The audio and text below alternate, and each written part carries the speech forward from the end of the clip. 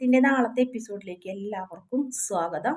അങ്ങനെ മീനാക്ഷിയും ആകാശും കൂടി വല്ലാണ്ട് വഴക്കാവുന്നുണ്ട്. ആകാശ് പറയുന്നത് മീനാക്ഷി കാരണമാണ്, മീനാക്ഷി തന്നെയാണ് തെറ്റ് ചെയ്തതെന്നുള്ള ഒരൊറ്റ നിലപാടിലാണ് ആകാശ് നിൽക്കുന്നത്. ആകാശ് സമ്മതിക്കുന്നില്ല. അങ്ങനെ രണ്ടുപേരും കൂടെ പിന്നെയും ഭയങ്കരമായിട്ട് വഴക്കുണ്ടാക്കുന്നുണ്ട്. അങ്ങോട്ടും ഇങ്ങോട്ടും അടിയിലെത്തണ വരെയുണ്ട്. നീ എൻ്റെ തലയിൽ വന്ന് കയറിയായിരുന്നാണ് എൻ്റെ ചേട്ടൻ്റെ കല്യാണം മുടങ്ങിയത്.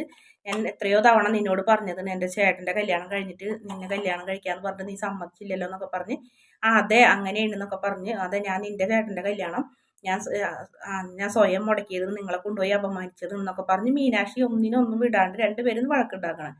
അങ്ങനെ നമ്മുടെ ദേവമംഗലത്തുള്ളവരെല്ലാവരും ആ റൂമിൻ്റെ വാതിക്കൽ എത്തുന്നുണ്ട്. എല്ലാവരും കൂടി നമ്മുടെ ആനന്ദിനുണ്ടെങ്കിൽ ഒരുപാട് വിഷമാവുന്നുണ്ട്. ആനന്ദിൻ്റെ പേരിലാണ് ഈ പ്രശ്നങ്ങളൊക്കെ നടക്കണേന്ന് മനസ്സിലാക്കി. അങ്ങനെ ബാലൻ വാതിൽമ മുട്ടുണ്ട്. കുറേ മുട്ടുമ്പോഴായിരിക്കും നമ്മുടെ ആകാശം തുറക്കണത് കണ്ട് ചോദിക്കും, ഈ വീട്ടിലെല്ലാവരും ഒന്നിച്ച് താമസിക്കുന്ന വീടാണ്, അപ്പോൾ അതുകൊണ്ട് ഒരു റൂമിൽ നിന്ന് മാത്രം വഴക്കും ബഹളം കേൾക്കുമ്പോൾ ആരായാലും ചോദിച്ചു പോകും. അതുകൊണ്ട് ചോദിക്കാനാണ്, എന്താണ് ഇവിടെ പ്രശ്നം എന്നൊക്കെ ചോദിച്ച്, കഴിഞ്ഞത് കഴിഞ്ഞ് ഇനി അതേപ്പറ്റി സംസാരിക്കേണ്ടെന്നൊക്കെ പറഞ്ഞ് ബാലൻ അത് ഒത്തുതീർപ്പാക്കാനൊക്കെ നോക്കുന്നുണ്ട്.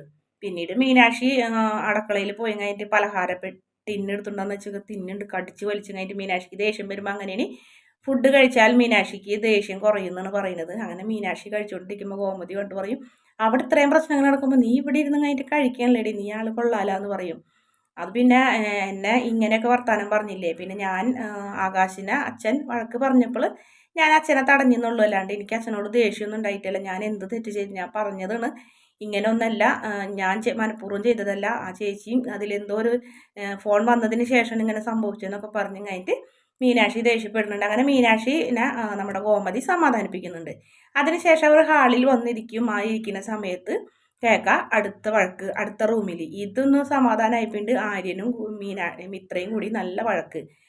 കാരണം നമ്മുടെ അച്യുതനാണ് ഈ കല്യാണം, ഒരു ഫോൺ കോളാണ് ഈ സംഭവത്തിന് പിന്നിൽ നിന്നുള്ള കാര്യം മീനാക്ഷി പറഞ്ഞപ്പോൾ തന്നെ ആര്യൻ മനസ്സിലാവുന്നുണ്ട്, ഇത് കൃഷ്ണമംഗലത്തുകാർ തന്നെയാണ് ഇതിൻ്റെ പിന്നിൽ നിന്ന്. അങ്ങനെ കൃഷ്ണമംഗലത്തുകാർ തമ്മിലുള്ള കൃഷ്ണമംഗലത്തുകാർ കാരണമാണ് ചേട്ടൻ്റെ കല്യാണം മുടങ്ങിയെന്ന് ആര്യൻ മനസ്സിലാക്കുന്നുണ്ട്. അങ്ങനെയാണ് ആര്യൻ മിത്രനായിട്ട് വഴക്കുണ്ടാക്കുന്നത്. എവിടെ കിടന്ന് നീയേണ്ടി ഇപ്പം ഈ വീട്ടിലേക്ക് വന്നത്, നീ വന്നതോടുകൂടി ഇവിടെ പ്രശ്നങ്ങളുണ്ടായത്, ഇപ്പം എൻ്റെ ചേട്ടൻ്റെ കല്യാണം മുടങ്ങിയത് എൻ്റെ പേരും പറഞ്ഞിട്ടാണ്, ഇനി എൻ്റെ കല്യാണം കഴിഞ്ഞെന്ന് അവിടെ കഴിഞ്ഞോ എന്നല്ല ചോദിച്ചത്, നീ എൻ്റെ തലയിലായതുകൊണ്ടെന്നൊക്കെ പറഞ്ഞപ്പോൾ ഗോമതി മിത്രയ്ക്കും ദേഷ്യം വരുന്നുണ്ട്. ഞാൻ എവിടെ കിടന്ന് മരിച്ചാലും നിനക്ക് നിങ്ങളുടെ അമ്മയ്ക്കും എന്താ കുഴപ്പമുണ്ടായിരുന്നത്, ഞാൻ പറഞ്ഞു എന്നെ നിങ്ങളെ വീട്ടിലേക്ക് കെട്ടിയെടുത്ത് കൊണ്ടുവരാൻ, നീ കാരണല്ലേ എവിടെയെങ്കിലും എൻ്റെ ജീവിതം അവസാനിച്ചേനായിരുന്നില്ല ഗുരുവായൂർ തന്നെ, എന്നിട്ട് പിന്നെ ഇവിടേക്ക് കൊണ്ടുവന്നിട്ട് പിന്നെ എനിക്ക് നിനക്കൊരു ജീവിതം തന്നതല്ലേ എന്ന് ചോദിക്കും, നീ ഇവിടെ നിന്ന് ഇറങ്ങിപ്പോ അതൊന്ന് സമാധാനമാവുള്ളൂ എന്നൊക്കെ പറയും.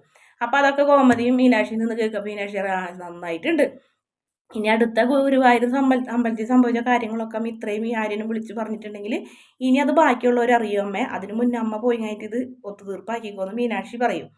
അത് ശരിയാണ്, അല്ലെങ്കിൽ ഇത് പലതും അങ്ങോട്ടും ഇങ്ങോട്ടും വിളിച്ചു പറയുമ്പോൾ ഇനി അതും എല്ലാവരും കേൾക്കുമെന്ന് വിചാരിച്ചിട്ട് വേഗം ഗോമതി പോയി അവർ വാതിൽമ മുട്ടുന്നുണ്ട്. അങ്ങനെ ഗോമതി വാതിൽ തുറക്കുമ്പോൾ നമ്മുടെ മിത്ര ഗോമതിനെ വലിച്ചകത്താക്കി വാതിലടിക്കും. എന്നിട്ട് ചോദിക്കും, എന്താ ഇവിടെ പ്രശ്നം എന്ന് ചോദിക്കും. ഗോമതിയെ പറയും, എന്താ പ്രശ്നം എന്നാ, അപ്പച്ചനോട് ആരാ പറഞ്ഞത് എൻ്റെ കല്യാണം നടത്തി തരാം, ഞാൻ പറഞ്ഞിട്ടാണ്, ഞാൻ എൻ്റെ ജീവിതം അവിടെ അവസാനിപ്പിച്ചില്ലേ, അതെന്തടി അങ്ങനെ പറയുന്നത്, കൊണ്ട് നിനക്കൊരു ജീവിതം ഉണ്ടായില്ലേ എന്ന് പറയും. സ്വർണം പോലും മോഷ്ടം പോയിട്ട് നിൻ്റെ പേരോ മറ്റുള്ളവൻ്റെ പേരൊന്നും എൻ്റെ മോൻ പറഞ്ഞില്ലല്ലോ എന്ന് ഗോമതി പറയുമ്പോൾ, എന്തിനു പറയാണ്ടിരിക്കണം, ഇതിനും ഭേദമായിരുന്നു, ഞാൻ വിളിച്ച് പറയട്ടെ മാമനോടെല്ലാ അങ്കിളിനോടെല്ലാ സത്യങ്ങളും, ഇപ്പം ഞാൻ ജീവിക്കുന്നത് ഒരു ജീവിതമാണോ, എനിക്കിപ്പോൾ കിട്ടിയേക്കുന്ന ജീവിതമാണോ, ഞാൻ സന്തോഷം അനുഭവിക്കുന്നുണ്ടോ എന്നൊക്കെ ചോദിച്ചിങ്ങനെ ഗോമതിനോട് ഇങ്ങനെ പൊട്ടിത്തെറിക്കണം മിത്ര.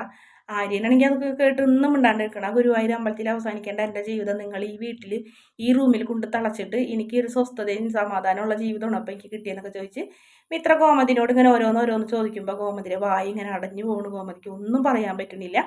ഗോമതി ഇങ്ങനെ ആകെ അന്തം വിട്ട് ഇങ്ങനെ നിൽക്കണ്. അങ്ങനെ ഗോമതി കാര്യങ്ങളൊക്കെ പറഞ്ഞ് മനസ്സിലാക്കുന്നുണ്ട്. ഇപ്പം ആനന്ദിൻ്റെ കല്യാണത്തിൻ്റെ കാര്യം ആലോചിച്ചിട്ട് നിങ്ങൾ വിഷമിക്കേണ്ട എന്ന് ആര്യനോട് പറയുന്നു. ഗോമതി, നിങ്ങൾ അതിനെപ്പറ്റി ആലോചിച്ച് നിങ്ങൾ തല ഇതാക്കണ്ട, അവൻ്റെ കല്യാണം എന്തെന്നെ ആയാലും നടക്കും, എത്രയും പെട്ടെന്ന് നടക്കും, നിങ്ങൾ അതേപ്പറ്റി ആലോചിച്ച് കഴിഞ്ഞിട്ട് നിങ്ങൾ പരസ്പരം തല്ലുപിടിച്ച് ചെളി വാരി എറിഞ്ഞ് മറ്റുള്ളവരെ അറിയിക്കരുത്, ദൈവത്തെ ഓർത്തെന്നൊക്കെ പറഞ്ഞ് ആര്യൻ്റെ മുഖത്ത് നോക്കി ഗോമതി ഇങ്ങനെ തൊഴുമ്പോൾ ആര്യൻ ഒന്ന് സമാധാനമാവുന്നുണ്ട്. മിത്രയും ഒന്ന് ആശ്വസിക്കുന്നുണ്ട്. അങ്ങനെ ഗോമതി പറയുന്നുണ്ട്, നിങ്ങൾ മിണ്ടാണ്ട് ദൈവത്തെ ഓർത്ത് നിങ്ങൾ മിണ്ടാണ്ട് കിടക്കുക, ഒരാളെ വഴക്ക് കഴിഞ്ഞിട്ടുള്ളൂ, ഇനി അടുത്ത പ്രശ്നത്തിലേക്ക് പോകല്ലേ എന്നൊക്കെ പറഞ്ഞ് ഗോമതി രണ്ടുപേരോടും അപേക്ഷിച്ചിട്ടാണ് പുറത്തേക്ക് പോകുന്നത്. അങ്ങനെ വീഡിയോ ഇഷ്ടപ്പെടുകയാണെങ്കിൽ ചാനലൊന്ന് സബ്സ്ക്രൈബ് ചെയ്ത് സപ്പോർട്ട് ചെയ്യണേ.